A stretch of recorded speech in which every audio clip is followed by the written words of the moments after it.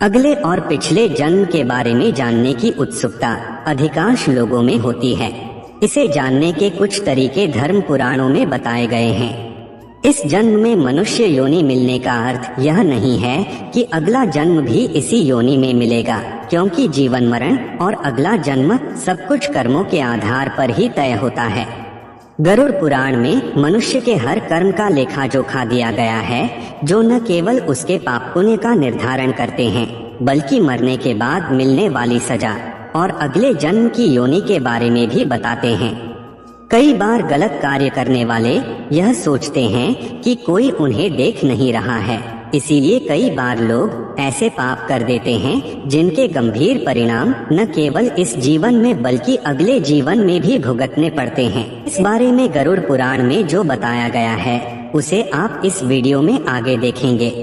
दोस्तों, पाप कर्मों के अनुसार आपको अपने अगले जन्म में मनुष्य, पेड़ पौधे, कीड़े मकोड़े, पक्षी, सांप, छछूंदर इत्यादि योनियों में से कौन सी योनि मिलेगी, यह जानने से पहले जानना जरूरी है कि क्या सच में पुनर्जन्म होता है। आइए इस बात को एक उदाहरण से समझते हैं।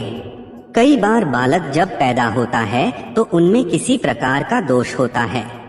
कई बालक किन्नर पैदा हो जाते हैं या फिर ऐसे पैदा होते हैं जिनमें कोई शारीरिक दोष होता है, जैसे कोई जन्म से ही विकलांग पैदा होता है या जन्म से ही देखने में असमर्थ होता है।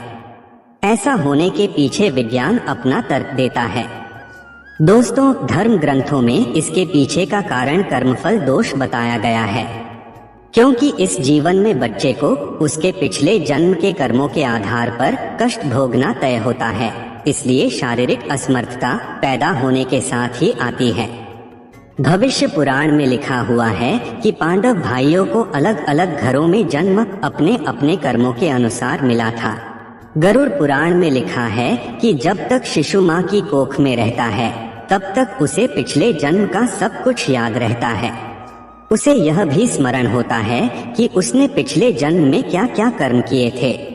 दुखी होकर वह जीव ईश्वर से यही प्रार्थना करता है कि इस जीवन में वह सत्कर्म करेगा और भगवान का नाम जपता रहेगा। परंतु जैसे ही शिशु माता के गर्भ से निकलकर इस पृथ्वी लोक पर आता है, ईश्वर की माया द्वारा उसकी स्मृति खत्म कर दी जाती है और वह जीव फिर से सब कुछ भूल मोह माया में कुछ ऐसा उलझ जाता है कि परमात्मा के लिए उसके पास समय ही नहीं बचता। गरुड़ पुराण में जीव के द्वारा किए जाने वाले कई तरह के पापों और उन पापों के निमित्त जो भी सजाएं दी जाती हैं, उसके बारे में भगवान विष्णु ने विस्तार से बताया है। जो व्यक्ति पराई स्त्री से संबंध बनाता है उसे नरक में जाना पड़ता है।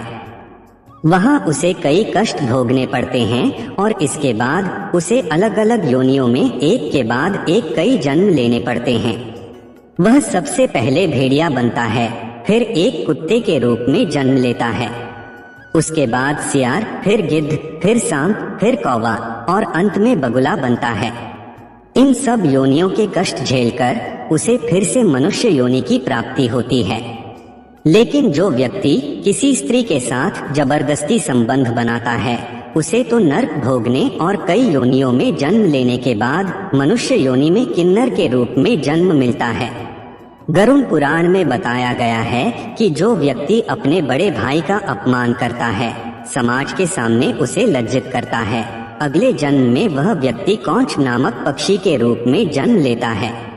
इस योनि में उसे 10 वर्षों तक का कष्ट भोगना पड़ता है, उसके बाद ही उसे मनुष्य योनि प्राप्त होती है। दोस्तों, गरुड़ पुराण के अनुसार अपने सच्चे मित्र का अपमान करने वाला गधे की योनि भोगता है। गधे का जीवन काल 25 से 30 वर्षों का होता है। अब यहाँ आता है कर्म फल सिद्धांत। अगर आपने अपने मित्र को इतना कष्ट दिया है कि उसे सारी उम्र पीड़ा भोगनी पड़ती है, तो समझ लीजिए कि 25 से 30 साल गधा बनकर अगले जन्म में अपने मालिक का अत्याचार सहेंगे। अगर आपका पाप क्षमा के योग्य रहा होगा तो कर्म फल सिद्धांत के अनुसार आप गधे की योनि से जल्दी ही मुक्त होकर एक साधारण मृत्यु को प्राप्त हो जाएंगे।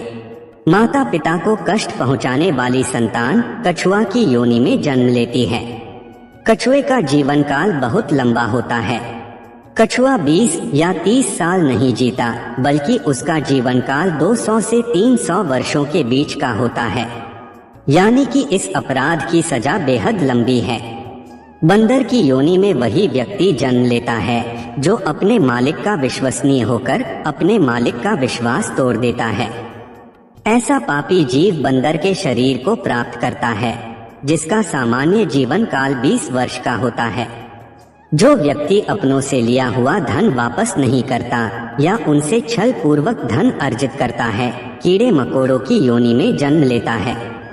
योनियों का जीवन काल कितना लंबा होगा, वह व्यक्ति के कर्मफल पर निर्भर करता है। किसी के एहसानों को न मानने वाला बिच्छू की योनि में जन्म लेता है।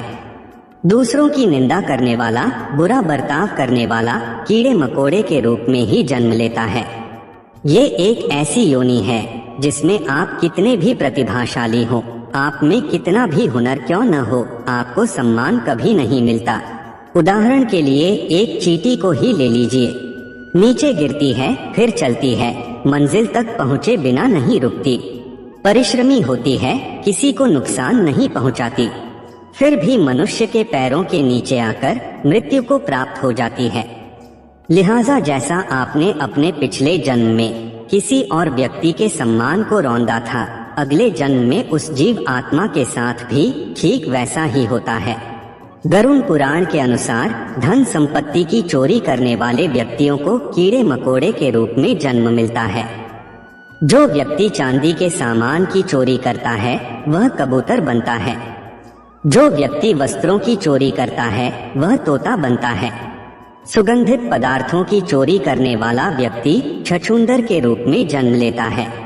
किंतु यदि अपराध चोरी से बड़ा हो तो और भी कष्टदायी योनि प्राप्त होती है। जो व्यक्ति किसी की हत्या करता है तो उसे गधे की योनि में जन्म मिलता है। उसके बाद वह हिरण की योनि में, फिर मछली, फिर कुत्ता, फिर बाघ और अंत में मनुष्य की योनि प्राप्त होती है। देवताओं और पितरों को संतुष्ट किए बिना मरने वाला व्यक्ति 100 वर्षों के लिए कौवे की योनि में ही जन्म लेता है। इसीलिए पितरों के श्राद्ध कराते समय कौवे को भोजन कराकर संतुष्ट करने का महत्व है। कौवा की योनि के बाद मुर्गा और फिर 1 महीने के लिए सांप की योनि में रहने के बाद ही उसके पापों का अंत होता है और उसे मनुष्य योनि में जन्म मिलता है।